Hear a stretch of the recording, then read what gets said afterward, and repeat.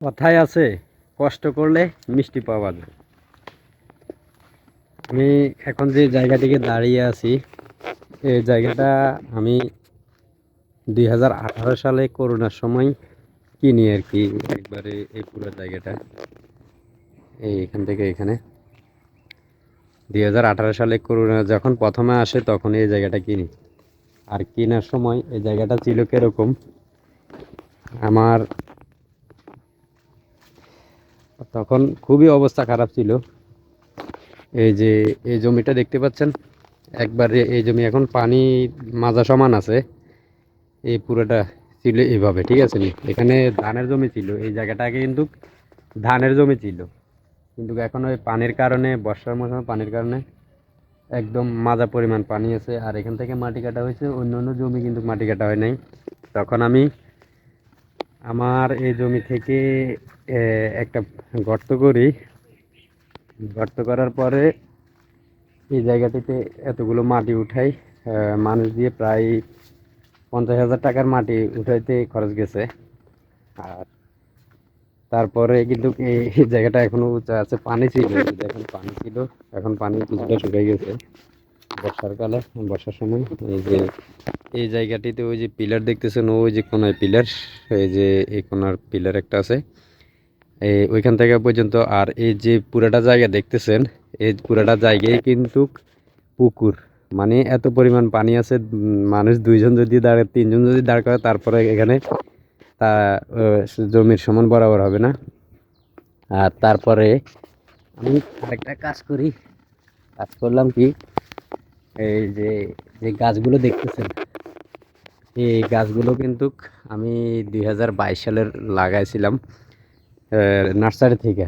এই যে এই গাছগুলো কিন্তু আপনার 2022 সালে লাগানোর পরে কিন্তু এই গাছগুলো এত বড় হয়েছে মাশাআল্লাহ করে। এখন কত 2026 সাল চলে, 4 বছরে এই গাছগুলো এতটা বড় হয়েছে। আমি আসলে দেখতে অনেক ভালো লাগতেছে, নিজের জায়গা, নিজের নিজের নামে নিজের সম্পত্তির উপর বাবা বাপ মার অনেকের সম্পত্তি আছে, কিন্তু আমার নিজের টাকায় কিনা, নিজের কষ্টের টাকার কিনা এই জমিটা। আর নিজের কষ্টের টাকার কিনা জমিটার মজাই কিন্তু আলাদা, যাদের আছে তারা বুঝে। পরবর্তীতে এই যে দেখতেছেন যে কলা গাছগুলো, এগুলো হচ্ছে বাংলা কলা, যেটা আমরা বিভিন্ন জায়গায় বাংলা কলার দাম বেশি। এই গাছের চারার জন্য আমার এলাকায় কয়েকজনকে বলি যে আমাকে 2টা চারা দেন, কিন্তু আমাকে কেউ চারা দেয়নি। পরবর্তীতে আমি লক্ষ্মীপুর মতো চৌধুরী হাটে আমার এক আত্মীয় আছে, তাদের বাড়িতে গেলাম। তাদের বাড়িতে যাওয়ার পরে তাদের অনেক চারা ছিল বাংলা গাছে, বাংলা কলার। তাকে আমি বললাম, ভাই আমাকে কিছু বাংলা কলার চারা দেন, আমার লাগবে। তো তিনি আমাকে 4টা দেয়। 4টার প্রথম হয়েছে এই যে এই একটা, আর ওই যে বড় একটা দেখতেছেন ওই একটা, আর ওই যে শেষ মাথায় একটা আছে ওই একটা। এই 3টা থাকে। আর ওখান দিয়ে একটা লাগাইছিলাম, ওইটা মরে গেছে। এখন আল্লাহর রহমতে এই যে আমার বাংলা কলা গাছে কলা ধরছে।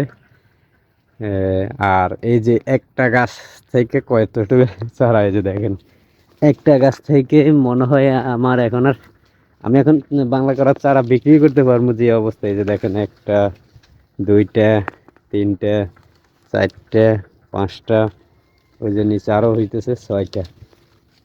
এরপরে এই যে এই গাছটাও কিন্তু অনেক মোটা, এই যে এই গাছটাও কিন্তু চারা দিতেছে, আবার এই গাছটাও কিন্তু চারা দিতেছে। এই গাছে 3টা চারা দিছে, ওই গাছে অলরেডি 5-6টা চারা হয়ে গেছে, 5-6টা চারা হয়ে গেছে। তারপরে মাশাল্লাহ করে আমার এই জায়গায় একটা গাছে এই বছর আম ধরছে। এই গাছটিতে, এই যে গাছটি দেখতে পাচ্ছেন, এই আম গাছটিতে এই বছর আম ধরে। আর এই বছর আম ধরছে যা মাশাল্লাহ করে, একটা আম এত বড় বড় হয়েছে। তো আমগুলো পোকা ধরতেছিল, তার জন্য আমি আগে কাছে নিয়ে নিয়েছি, তবে আমগুলো টেস্টি ছিল, মজা ছিল। যাক, মোটামুটি ভালোই হয়েছে। এই জন্যই বলি যে কষ্ট করলে কখনো কষ্ট মিট যায় না, কষ্টের ফল আল্লাহ তাআলা নিজে দেন। দেখেন, আমি কষ্ট করার পরেই কিন্তু এত একটা জায়গা কিনলাম। এই জায়গাটা আমি কিনলাম ধানের জমি। এই জায়গাটা কিনলাম 75,000 টাকা করে। আর 75,000 টাকা করে কেনার পরে এই জায়গাটিতে আমি মাটি কাটে ফেলাইতে একটা পুকুর কাটতে মোটা আমার খরচ হয়েছে আরও 1 লাখ, 1 লাখ টাকা। আর জমি রেজিস্ট্রি করতে গেলেও আরও 50,000, মোট 1.5 লাখ টাকা সহ 3,75,000 টাকা জমি, 1.5 লাখ টাকা সহ খরচ হয়। মোট কত? 5,25,000-এর মতো। এই 5,25,000 টাকা খরচ করছি। আর এখন আল্লাহর রহমতে এই জমিটা এখন যদি আমি বিক্রি করতে যাই 6.5 লাখ 7 লাখ টাকার মতো বিক্রি করতে পারবো। তবে আমি বিক্রি করবো না, আমার আশা আছে আল্লাহর রহমতে এই যে এই বছর মৌসুমটা কেটে যাওয়ার পরে আমি এই জায়গায় ঘর করব। এই জায়গায় আরও মানুষের ঘর আছে, এই যে বাড়ি আছে, আমি এই জায়গায় ঘর করব। আর ওইটা হবে আমার পুকুর। তবে এখানে বড় সমস্যা হলো এই যে বর্ষার পানি, যে দেখেন বর্ষার পানি উঠেছিল, এই যে দেখেন এখনো পানি আছে। তো এই জায়গায় পানির সমস্যা, ঠিক আছে। তারপরেও দোয়া করবেন যেন আল্লাহ তাআলা কষ্টের যে ফসলটা আমাকে দিয়েছে এই কষ্টের ফসলটা যেন নষ্ট না হয়, যাতে বাপের বা মায়ের কোনো সম্পত্তি আমার নাই, আমার নিজের সম্পত্তি এটা। তাহলে অনেক কষ্ট করে এই সম্পত্তিটা করেছি, দিন রাত খেটে অনেক কষ্ট করে, যেটা বলার ভাষা কারো নাই। আমার বলার ভাষা না, আমি কত কষ্ট করে এই সম্পত্তিটা করেছি। যাই হোক, আলহামদুলিল্লাহ আমি ভালোই আছি। আপনাদের কেমন লাগলো, আপনাদের কাছে কেমন লাগলো আমার এই জায়গাটা অবশ্যই কমেন্ট করে জানাবেন।